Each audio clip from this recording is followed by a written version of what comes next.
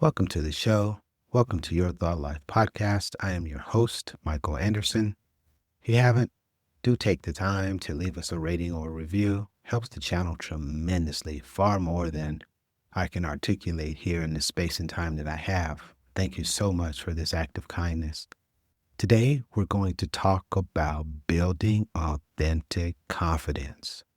This was one of those episodes that we've done in time past with a different heading and a different approach, but because there seems to be such a demand for this type of information, we have taken the liberty to provide for you another topic along these lines, building authentic confidence. Confidence, if you did not know, is one of the most sought after traits in both leadership and entrepreneurship.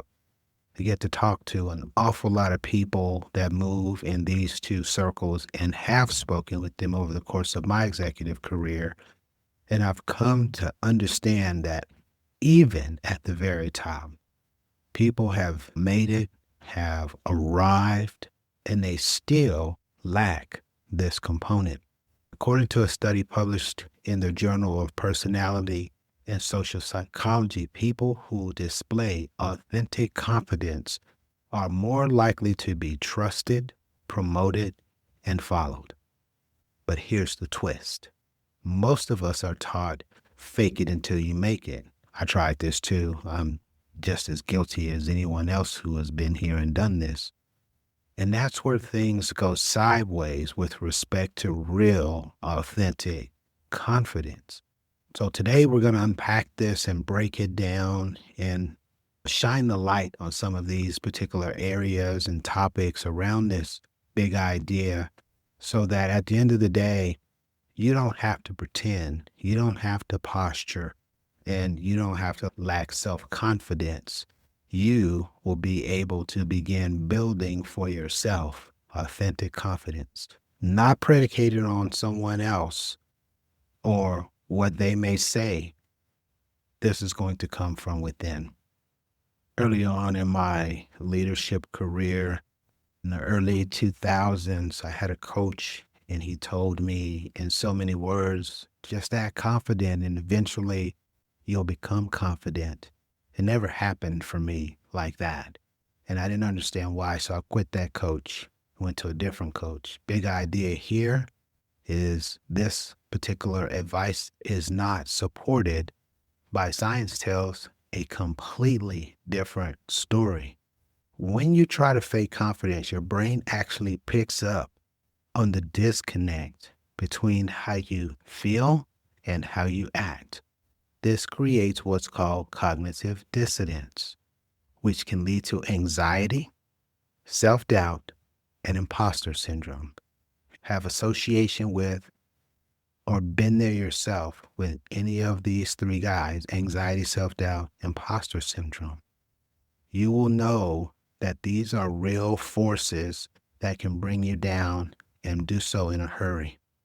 Dr. Amy Cuddy, a social psychologist, has done a tremendous amount of work on this and has concluded that true confidence is not about projecting bravado. No, it's about a quiet inner trust. And this inner trust is created by, nourished, and supported by us. And this is the type of confidence that sticks no matter what, and does away with the whole notion of fake it until you make it. As we're meeting with people and helping them with various outcomes in their personal development journey, one of the biggest roadblocks to authentic confidence is the comparison trap. And it's unfortunate that I, as the host, still grapple with this myself. Social media, workspace competition, peer reviews, or even my own inner critic from time to time will make me feel like I'm not doing enough, I haven't achieved enough, and as the result, that chips away at my confidence. Fortunately, I know better. it can stop it before we get into a cyclical pattern. But a lot of people don't have that level of self-awareness to undo this. But here's the thing. Confidence isn't about being better than others. Never has been.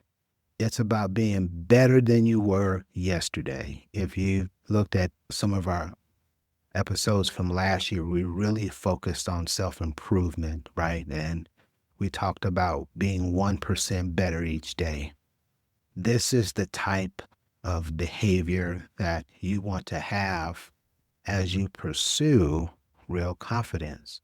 Because you have to understand that comparison is not an instrument that ever is going to work for you, nor is perfectionism, right? This perfectionism is just as damning as the comparative model is. It tells you that you have to get everything right. You've got to figure everything out. You've got to know the sort of response to every minute possibility. And this, family, is not sustainable. No one is able to do that other than Jesus Christ. Besides that, man, none of us will ever be able to do this. So perfectionism remains a moving target that is unattainable, and therefore we should not find ourselves in that space trying to achieve those perfectionistic goals. They cannot be achieved. Instead, we focus on progress and not perfection. We're shunning two things right out of the gates: perfectionism and comparison. Now, with that as a backdrop and a bit of science to support how we arrive at these deductions, I want to share with you a couple of things that we have tremendous amount of support for from a tactical perspective to get you beyond this. Actionable steps, practical steps, whatever you want to call it. So on the practical side, how is it that you actually build authentic confidence? First, you start with self-awareness. Just about everything we do in the personal development space hinges on self-awareness. I want you to take inventory of your strengths and other areas for growth. Write them down. Start keeping a journal. And you need to know that we're not looking at this with any sort of egotistical sights at all. That's not what we're doing. This is about achieving a new level of clarity about the things that we are good at and those opportunities we have for further growth and development. And I want you to just begin to look at, how is it that I can set small, achievable goals that will foster confidence? When you start to understand where you're good, you can leverage those areas. At the same time, you have now a bulletized list. And if you're like me, you've prioritized it. And now you're going after those things as opportunities, getting smarter, getting wiser, spending time honing skills, taking the opportunity to do research and strengthen those other areas.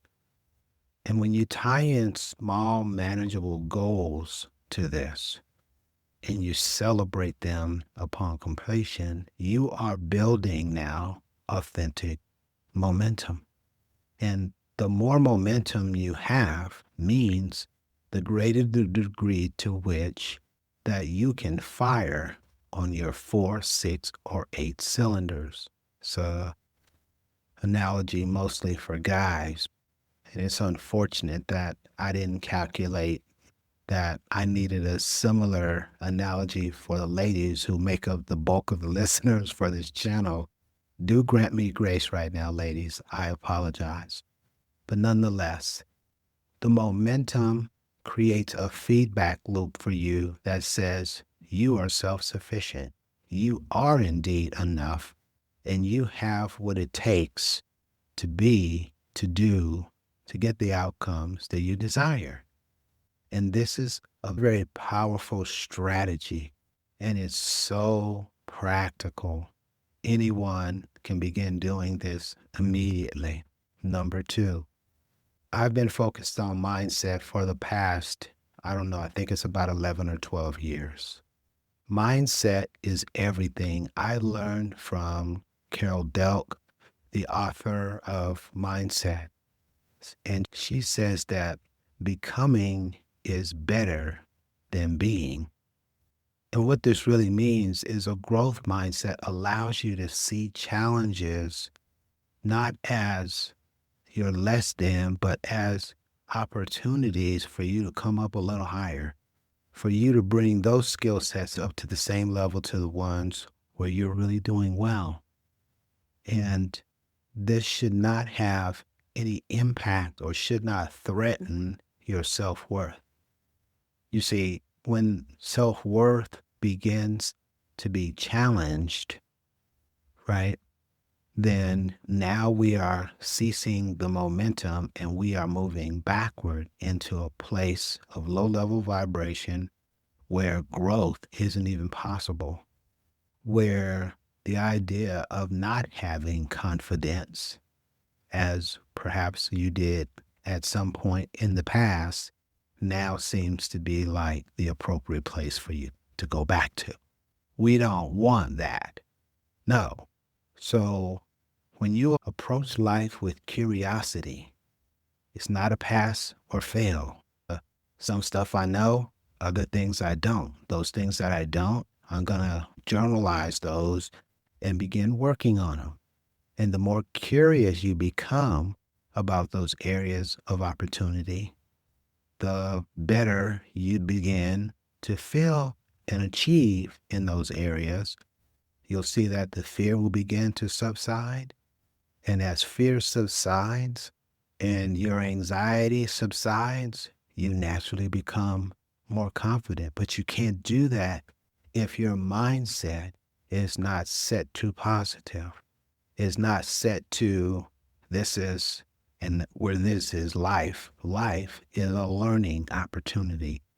And to the extent that you get curious about those things, then you're going to see the diminishing of fear, and you're going to again become naturally more confident.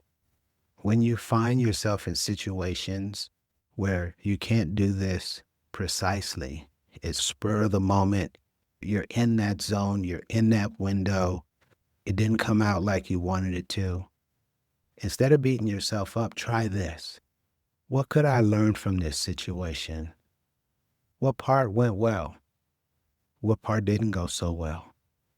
If I'm faced with this again, how would I deal with this? Are there any areas that showcase themselves as opportunities? And should I add that to my journal so that I can begin working on that? This is the curiosity I'm referring to. This method will help you to cross that threshold and get yourself to a point where you can do life far more constructively and in such a way that self-confidence comes along with you. And if there's a sort of bit of a bonus here, I just want to tell you this quickly because last time I mentioned this, I got some pretty harsh comments. It's going to be important for you to be in the right community of people. If you're taking yourself and you're in this journey and you're going into a community or an environment that's not supportive, that's not filled with people who are doing similar life pursuits, and they literally have conversation and or thoughts and energy that is contrary to what you're doing, then you're going to be literally shooting yourself in the foot. I learned from Jim Rohn many years ago that I am the average of the 5 people that I spend the most time with. We have mirror neurons, so we just naturally pick up some of the energy, the profiles, the sayings, the subconscious behaviors of others. And again, if they are not doing life like we are, that's going to be a detriment to our progression. Authentic confidence isn't about being loud or always having the answer. It's about trusting yourself, embracing your journey, and showing up and caring. That's it, right? Knowing that you are enough, even as you strive to become more, is just a fantastic segue for you to move from a position of not being confident to implementing these 3 applications to becoming more confident. Nothing can dim the light that shines from within, says Maya Angelou. The light is your authentic confidence. Thank you so much for joining me today. Do consider leaving us a rating and a review. Feel free to connect with us through Linktree. The link is available in the show notes. You are enough. You can do it. And you are uniquely equipped to realize your goals. Until next time, take care and keep building authentic confidence.